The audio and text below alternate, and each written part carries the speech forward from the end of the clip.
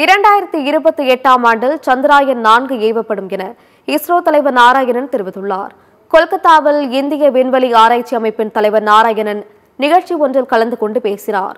அப்போது பேசிய அவர், அறிவியல், தொழில்நுட்பம் மற்றும் தொழில்துறை திறனில் விரைவான கட்டத்திற்கு இஸ்ரோ தயாராகி வருவதாக கூறினார். நடப்பு நிதியாண்டின் இறுதிக்குள் வணிக தொடர்பு செயற்கைக்கோள் மற்றும் பல PSLV மற்றும் GSLV பயணங்கள் உட்பட 7 ஏவுதல்களை இலக்காக இஸ்ரோ கொண்டுள்ளது என தெரிவித்தார். சந்திராயன் 4 திட்டத்தை அரசு அங்கீகரித்துள்ளது என்றும் 2028ஆம் ஆண்டில் சந்திராயன் 4 விண்ணில் ஏவப்படும் என்றும் அவர் கூறினார். சந்திராயன் 4 நிலவுக்கு சென்று திரும்பும் போது மண், பாறை மாதிரி எடுத்து வரும் வகையில் வடிவமைக்கப்பட்டு வருகிறது என்றும் தெரிவித்தார்.